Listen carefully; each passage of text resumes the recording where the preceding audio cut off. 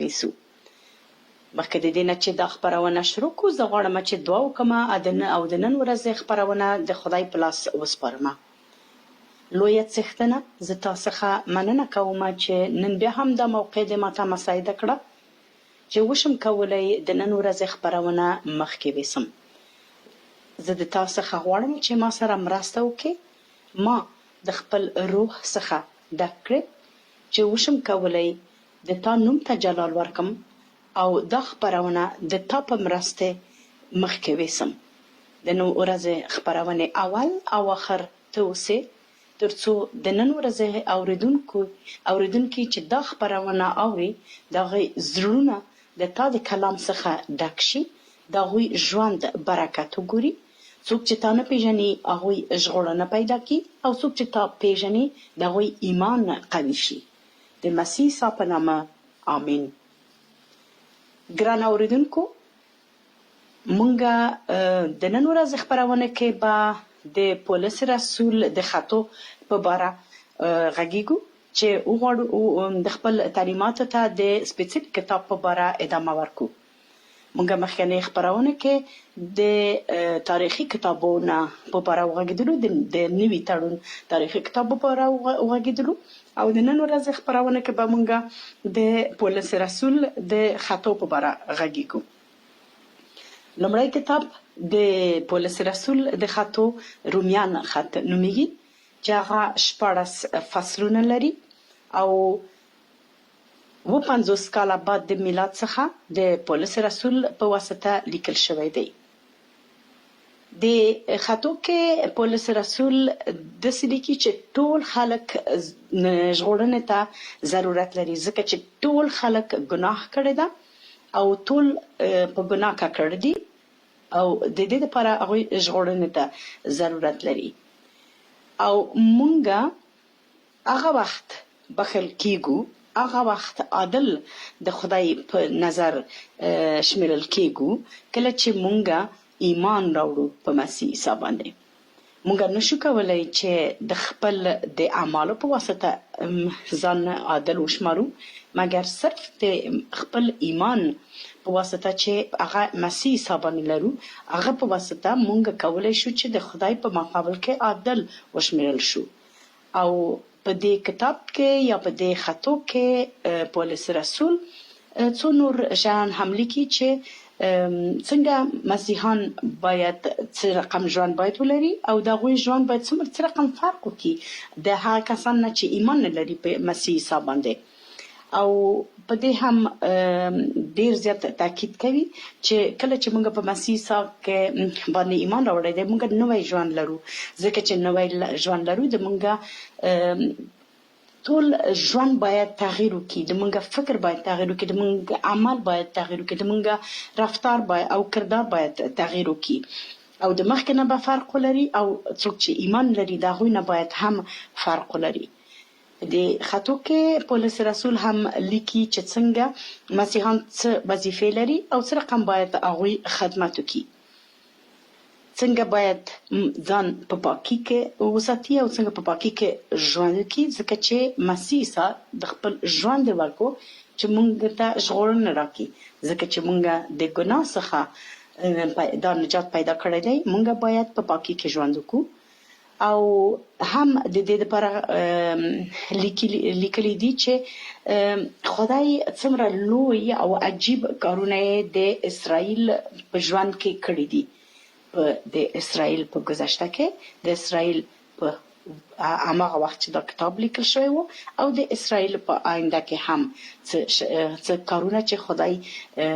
کوي د هغې په باره هم د کتاب کې لیکل شوي دي. او د خطو دویم کتاب چې دی هغه اول د قرنتیان دی. اول د قرنتیان 14 فصله لري، هغه په 56 کال بعد د میلاد څخه د پولس رسول په واسطه لیکل شوی دی. د دې کتاب موضوعات دا دي چې څه مشکلات چې په کلیسا کې راځي هغه د لپاره څه لارې شته چې هغه حل شي. دا په دې معنی چې کلیسا چې دا هغه یو مکان یا یو ځای نه دی، کلیسا چې دا هغه د ایماندارانو څخه جوړ شوی دی. یعنی زه او ته او بل چې مونږه ایمان لرو، مونږه یو ځای کلیسا یاستو او د دوی ترمنځ چې انسانان هر څوک خپل خاصیتونه لري، هر څوک خپل نظر لري، هر څوک د خپل عادتونه لري او مشکلات په ژوند کې راځي. دا مهم نه دی چې په ژوند کې مشکل راشي، مهم دا دی چې موږ څنګه وشو کولای هغه مشکل حل کو ترڅو هغه مشکل مونږ ترمنځ کې نفاق ورچوي، مونږ جدا نه کی، د مونږ منځ کې کینه او نفرت او دښمنی رانوړي. او پولس رسول په دې کتاب کې لیکي، په دې خطو کې دا لیکي چې څنګه تاسو کولای شئ چې د مشکلاتو او د تفرقې نه د کلیسا تر منځ کې جلوګیري وکړي. او د کورنۍ ژوند په اړه هم د کې لیکل شوی دي او هم دا لیکل شوی څنګه مسیحیان باید د بتپرستی نه ځان وساتي. او د قرنس د کلیسا هغه ایمانداران چې پښتنې درلودلې، هغه پښتنې هم کړې دي په هر ساحه کې چې پښتنې درلودلې، هغه پښتنې چې کړې دي هغه پښتنو ته هم پولس رسول په دې کتاب کې ځواب ورکوي. او دریم کتاب د قرنتیانو دویم برخه ده چې هغه 14 فصله لري. په 55 کال کې بعد د میلاد نه د پولس رسول په واسطه هغه لیکل شوی دی او د دې کتاب موضوعات چې د مسیح عیسی جلال په اړه لیکل شوی دی. او په دې هم پولس رسول د لیکي چې څنګه مونږ مسیحیان باید د خپل رفتار کردار د خپل د ژوند کې څنګه مونږ باید مسیح عیسی غوندې شو، ځکه چې موږ د مسیح عیسی پیروان یو او مسیح عیسی موږ ته د ژوند کول لپاره لارښود کېدلی دی، پرېښودلی دی او موږ باید د هغه لارښود نه استفاده وکړو او د مسیح عیسی رنګ شو. او په دې کتاب کې هم پولس رسول د خپل د خدماتو په اړه لیکي، د خپل په اړه لیکي څنګه چې بعض کسان ول چې په کلیسا کې یا په مغازه کې د پولس رسول په باندې بعض اتهامات لګولي او بعض تهمتونه یې کړي او پولس رسول څنګه ځان دفاع کوي او څنګه د خپل د کتابو، د خپل د خطو، د خپل رسالو په اړه څه وایي او د خپل ځان دفاع کوي. او هم د کتاب کې او د خطو کې پولس رسول تشویقوي مسیحیان د قرنس چې څه رقم د خپل ایمان کې تاسو مخکې لاړ شئ او څنګه د خپل ایمان د لاسه مه ورکوئ او په هر ورځ په ژوند کې څه نصیحتونه او وصیتونه جوړ کوي چې څنګه تاسو باید ژوند وکړئ چې مسیح عیسی ته تاسو جلال ورکوي د خپل ژوند کې. د دې برخې کتابونو څلورم کتاب غلطیان نومیږي چې 6 فصله لري. هغه 53 کال بعد میلاد نه پولس رسول لیکلی دی او د دې کتاب موضوعات چې دي د مسیح عیسی انجیل په اړه دی چې دغه هدف څه شی دی او وایي چې خدای غواړي چې د مسیح عیسی په واسطه موږ ته د خپل فیض تحفه راکړي او موږ صرف د خپل د ایمان د طریقه چې مسیح عیسی باندې لرو دغه د طریقه موږ عادل شمرل کیږو د خدای په حضور کې، نه د خپل د مذهبي اعمالو طریقه. ځکه چې هغه وخت ډېر خلک د شریعت نه پیروي کوله او هغوی فکر کوي چې که موږ دغه کار چې شریعت وایي موږ دغه کارونه وکړو نو موږ به عادل شمیرل شو. او دغه پولس رسول غلطیانو ته او نورو مسیحیانو ته هم دغه درس ورکوي چې نه، تاسو هر څومره چې کوشش وکړئ د خپل د اعمالو طریقه، د خپل د مذهبي اعمالو طریقه نشي کولای چې عادل وشمیرل شي، ځکه چې انسان ضعیف دی، ځکه چې انسان ګناهکار دی او که هر څومره انسان کوشش کوي بیا هم په خپل اعمالو کې ګناه کوي. مګر کله چې موږ ایمان راوړو په مسیح عیسی هغه وخت خدای د موږ د ایمان، ځکه چې د مسیح عیسی باندې ایمان لرو دغه دپاره د مسیح عیسی دپاره او د موږ د ایمان دغه زوی دپاره موږ عادل شمیرلی. او بل مهمه موضوع د دې کتاب دا ده چې مونږ څنګه د خپل منځو کې باید څه رابطه باید ولرو د خپل مسیحان خپل موضوع کې څه رقم منځو کې څه رقم رابطه باید ولرو او مونږ خدای سره به څه رقم رابطه ولرو او دا چې کله چې مونږ په مسیح عیسی ایمان راوړو مونږ یې مسیح عیسی د ګناه د بند نه مونږ یې آزاد کړو ځکه چې مونږ آزاد یو مونږ باید همدغه ازادي کې باید ژوند وکړو دا په دې معنی نه چې هر څه چې مونږ وغوښتل هغه وکړو نه دا په دې معنی نه ده دا په دې معنی ده چې مونږ آزاد شوي او مونږ باید په ژوند کې لکه آزاد انسان غوندې ژوند وکړو د آزاد د ګناه نه باید ژوند وکړو او د دې کتاب ډیره مهمه آیت چې دا هغه دریم فصل کې 23 آیت ده چې وایي نور نو د یهود او د غیر یهود د برده او د آزاد د ښځې او نر ترمنځ نور فرق نشته نور مونږ ټول په مسیح عیسی کې یو او هم یو بل آیه چې ډیره مهمه ده ټول سپیشلی کتاب مهم دی مګر بعضې آیې چې دي ډیر زیات برکت ورکوي د ایماندارانو په ژوند کې او بل آیه چې ده هغه په 5 فصل کې 22 او 23 آیه ده چې د مقدس روح د سپیشلی روح د میوو نه غږیږي چې څه میوې د ایماندارانو په ژوند کې راوړي کله چې مونږ ایمان راوړو مونږ د سپیشلی روح نه ډکیږو او هغه میوې چې سپیشلی روح د مونږ په ژوند کې راوړي هغه په باره دلته لیکل شوي دي چې هغه کې مینه ده سوله ده خوشحالی دي سلامتی ده عاجزی ده وفاداری ده نیکی ده خلکو ته خیر غوښتنه ده مهرباني او دغه میوې دي چې سپیشلی روح د مونږ په ژوند کې د مونږ د ایمان طریقه په مسیح عیسی راوړي پنځم کتاب افسسیان کتاب دی چې 6 فصله لري او 22 کال بعد د میلاد څخه لیکل شوی دی او دا هم پولس رسول لیکلی دی د دې کتاب موضوعات چې دي هغه د اتحاد د مسیحانو اتحاد په اړه دی چې څنګه مسیحان باید یو اوسیږي یو لاس اوسیږي یو زړه اوسیږي او اتحاد باید ولري او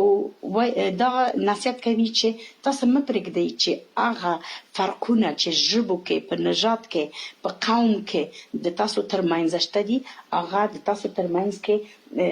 بې اتحادي بې اتفاقي او جدایي راوړي پرېږدئ چې همدغه فرقونه چې د تاسو ترمنځ کې دي دغه د تاسو د برکت باعث شي فیض باعث شي چې تاسو وشئ کولی یو ځای خدای ته خدمت وکړئ او د هغه مشکلات چې په کلیسا کې راځي څنګه دغه مخنیوی کولی شي دغه په اړه نصیحتونه او وصیتونه کوي او دا وایي چې څنګه مونږ مسیحان باید خدای سره باید اتحاد ولرو او ژغورنه په مسیح عیسی کې څه ده او نوی ژوند د مسیح عیسی کې څه رقم دی او مونږ څه رقم باید نوی ژوند ولرو او څنګه باید د خپل ژوند مخکې ویسو شپږم کتاب د فیلیپیانو کتاب دی چې هغه 4 فصله لري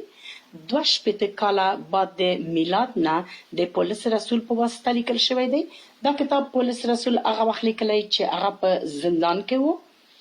او دلته هم پولس رسول ډیر زیات د باندې تاکید کوي چې مونږ باید اتحاد ولرو ایمانداران باید اتحاد ولرو په اتحاد کې باید کار وکړو په اتحاد کې باید ژوند وکړو او په اتحاد کې باید مسیح عیسی او خدای ته خدمت وکړو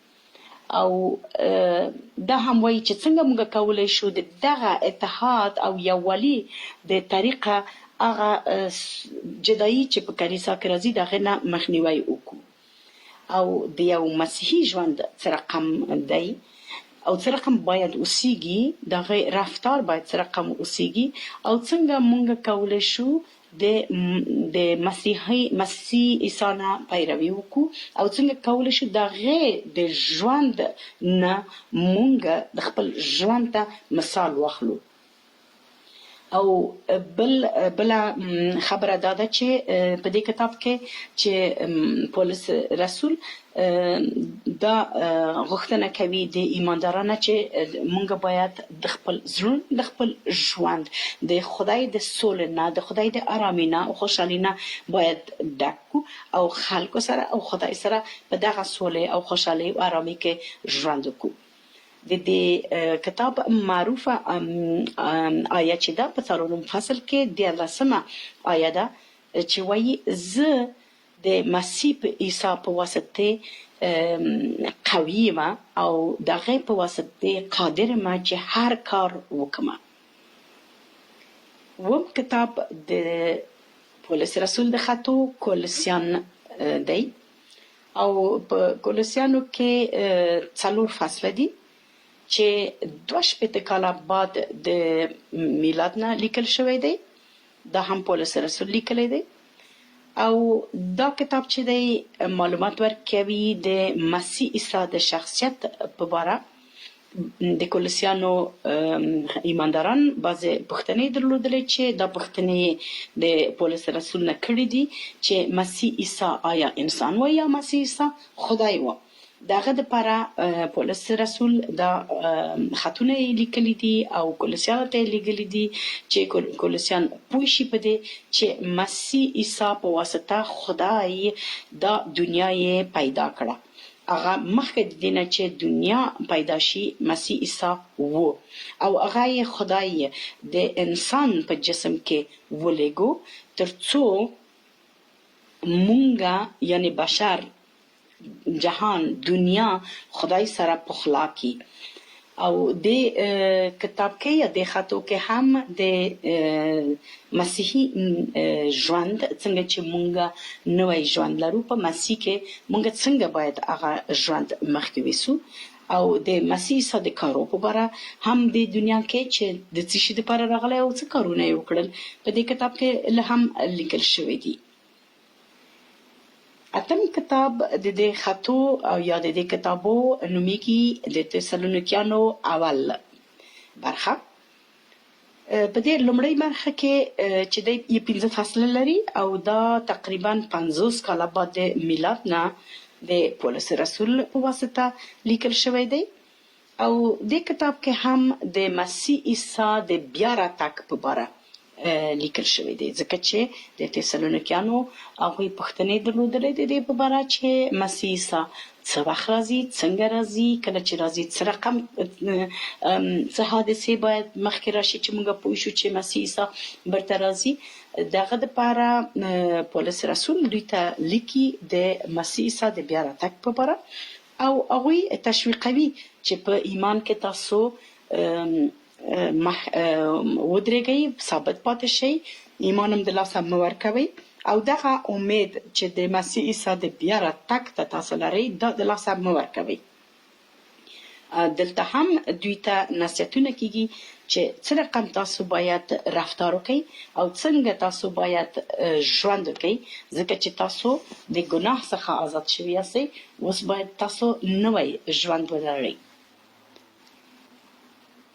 او نهم کتاب د تسالونیکیانو 2مه برخه ده چې 3 فصل لري او هم تقریبا 50 کاله بعد د میلاد څخه د پولس رسول په واسطه لیکل شوی دی او دا کتاب چې دی د کې هغه مشکلات چې د ایمان د پاره چې مونږ مسیحان په مسیح عیسی لرو هغه مشکلات چې په مونږ راځي د هغې په باره پولس رسول لیکي چې موږ ته دا خبرتیا راکوي چې تاسو چې په مسیح عیسی ایمان لرئ د خپل د ایمان د خاطره دغه مشکلات به ګورئ مګر د دې لپاره چې تاسو دا مشکلات ګورئ تاسو باید د خپل ایمان د لاسه ورنه کوئ. تاسو باید خپل په ایمان کې ټینګ پاتې شئ. او هم په دې کتاب کې پولس رسول د تسالونیکیانو د ایمان لپاره د خدای نه شکرګزاري کوي مننه کوي چې دوی دومره ټینګ ایمان لري. او هم بل مشکل چې د کلیسا کې و دا و چې دوی ته د په اړه اورېدلي و چې مسیح عیسی بیرته راځي او دوی فکر کوي چې د مسیح سره راتګ چې دومره نږدې دی او هغه برته راځي نو موږ باید کار وکړو ولې باید زحمت وباسو او دا داسې شوی و چې ډېر خلک په تنبلي کې ژوند کوو نور کار نه کوو هېڅ روزګار نه درلوده او خپل ورځې به په تنبلي به تېرول او پولس رسول دوی ته نصیحتونه کوي چې مسیح سره راتلونکی دی او هغه برته راځي مګر د هغې د راتګ وخت هیڅ چاته معلوم نه دی او دا په دې معنی نه چې تاسو کښېنئ تمام ورځ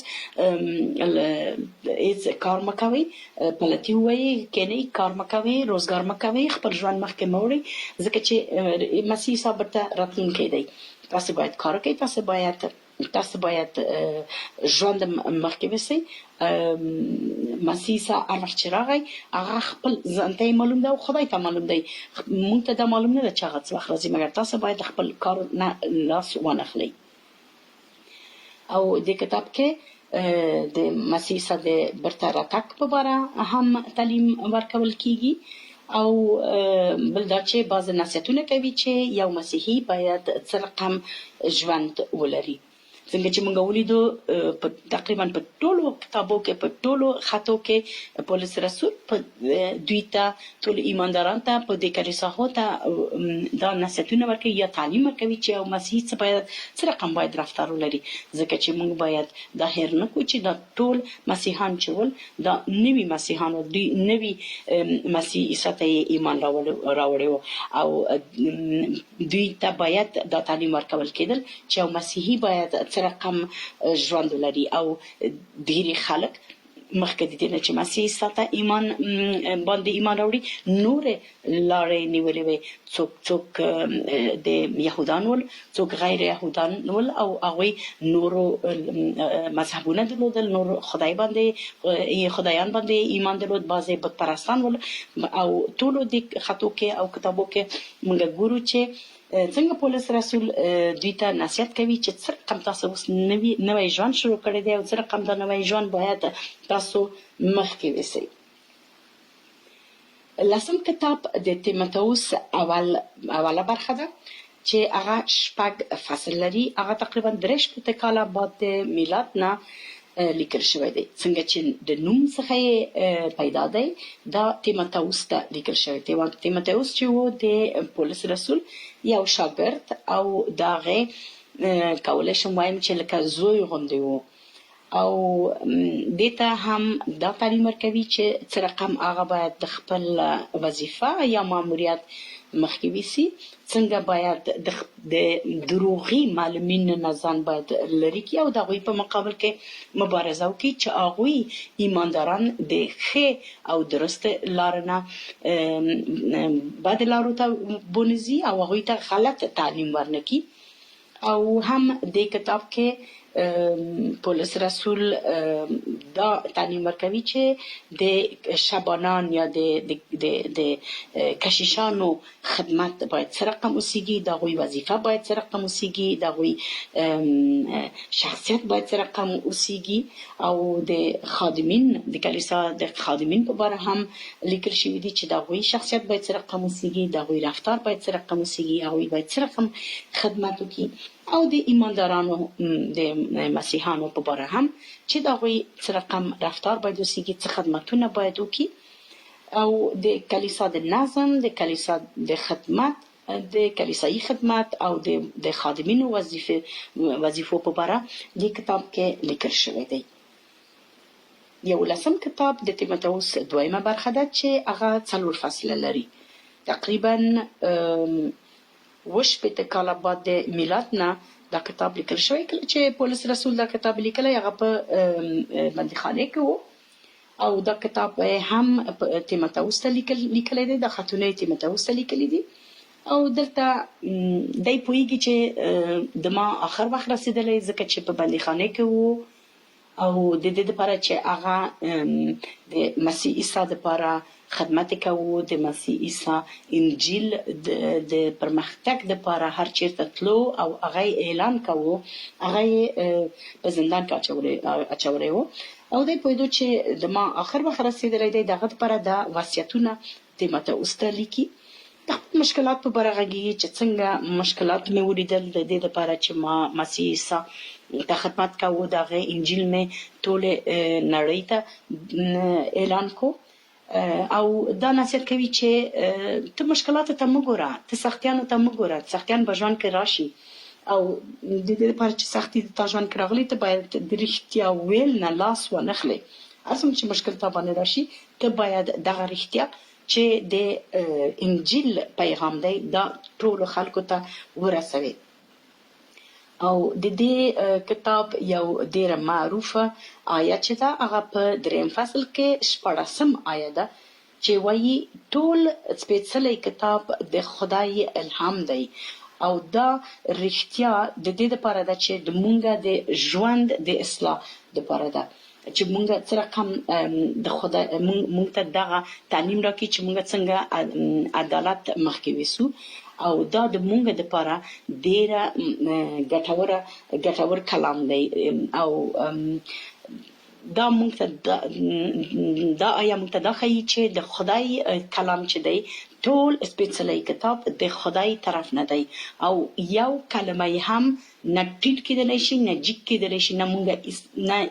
ورنه ایسته کولی شو نه څه پکې اضافه کولی شو او نه دا کتاب منسوخ کېږي او څه چې دې کتاب کې لیکل شوي دي د دې لپاره دي چې مونږ ته لاره وښیي او مونږ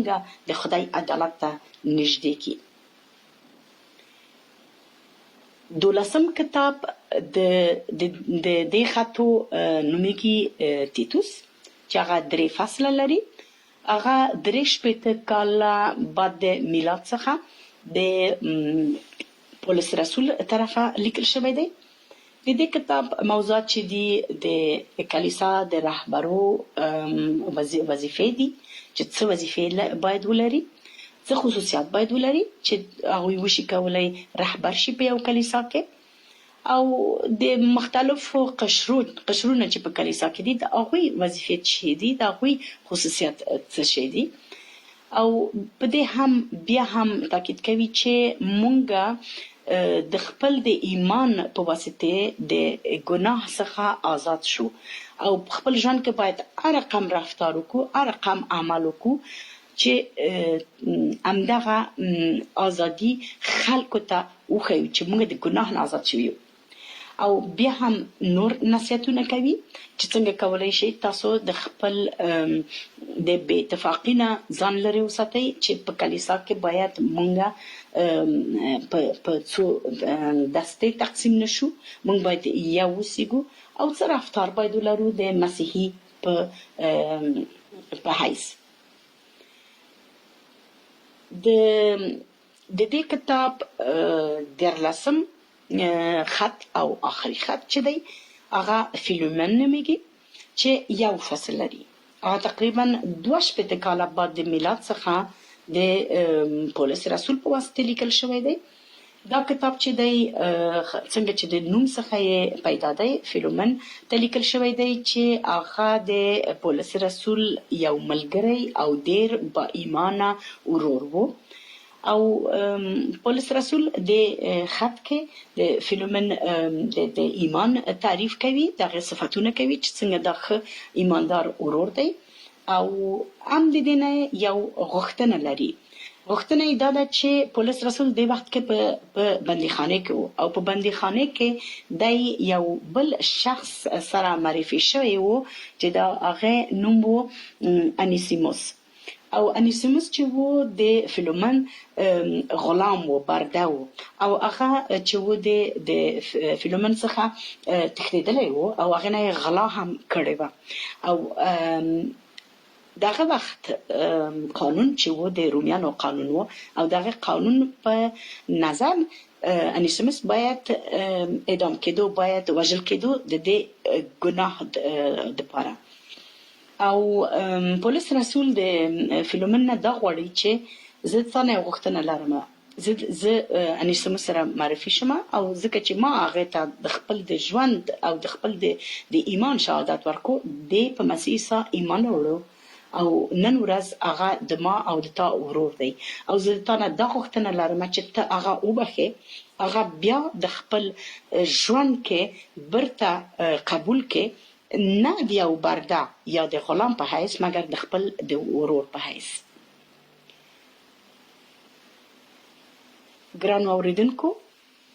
زموږ د نن ورځې درسونه همدلته ختم شول. د نن ورځې درسونه که مونږ دا نتیجه واخلو چې د پولس رسول چې هغه د خپله یې د مسیح عیسی په ضد و، هغه څوک چې مسیحان په ضد ول، هغه څوک چې مسیحان ته یې جفا رسوله، هغه څوک چې مسیحان نیول او بندیخانو کې اچول، هغه کس مسیح عیسی سره یې مسیح سره وپېژندو، ملاقات یې وکړو او هغه ژغورنه پیدا کړه. او کله چې ژغورنه یې پیدا کړه، د مسیح عیسی طرفه یې دا وظیفه واخیستله چې لاړ شه او ټولو نړۍ ته د ما پیغام ورسوه چې تر څو نور خلک هم دا ژغورنه پیدا کړي. د دې خطو نه چې مونږ ولوستل، د دې طریقه مونږ داسې ګورو چې پولس رسول د خدای خدمت یې وکړو او د خدای خدمت دپاره ټولو ځایو ته لاړو او خلکو ته یې خدمت وکړو، کلیساګانې یې جوړې کړې او هغوی ته تعلیم ورکړو او مسیح عیسی یې هغوی ته په صحیح طریقه وپېژندلو او د مسیحیت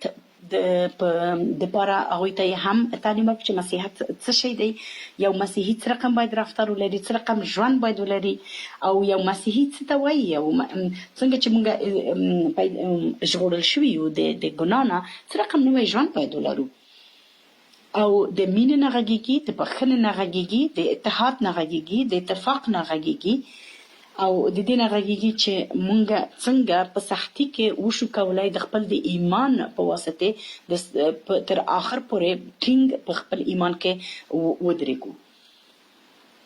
زه د تاسو نه ډېره مننه کوم چې د نن ورځې خپرونه کې ما سره وئ. نن ورځې خپرونه به همدلته ختم کړو او مخکې د دې نه چې دا خپرونه ختم کړو یوه سندره به واورو او زه د تاسو نه خدای پاماني کوم او تر بلې خپرونې پورې به تاسو د خدای په لاس سپارم. خدای په امان.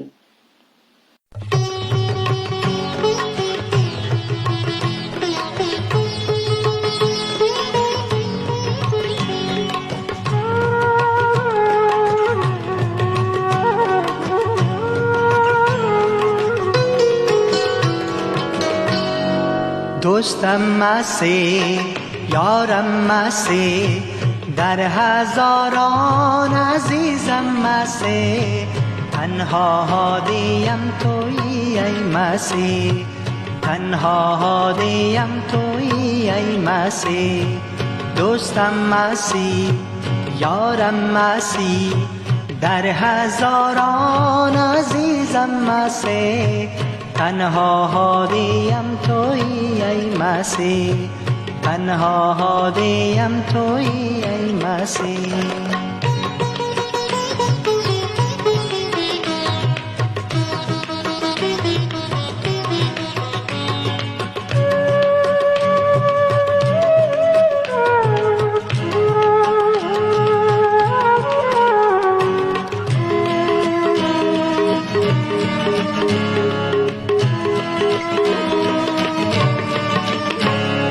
در این دنیا نام دیگر نیست جز تو منجی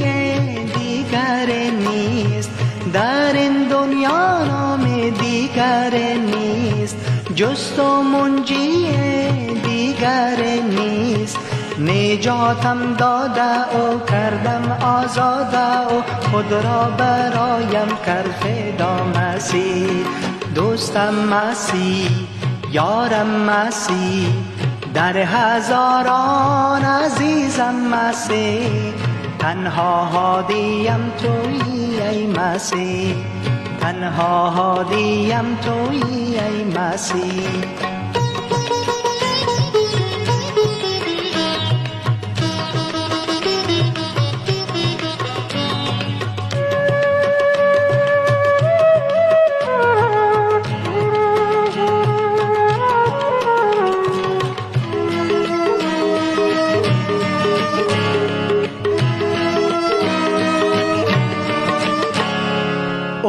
است خداوند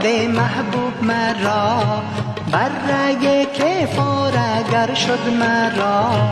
او است خداوند محبوب مرا، بر رگ کفار اگر شد مرا. آمد به دنیا او ریخت خون پاکش را، شد مسلوب بهر انسان ها مسیح. دوستم مسیح، یارم مسیح، در هزاران عزیزم مسیح. تنها هادیم تویی ای مسیح، تنها هادیم تویی ای مسیح، تنها هادیم تویی ای مسیح.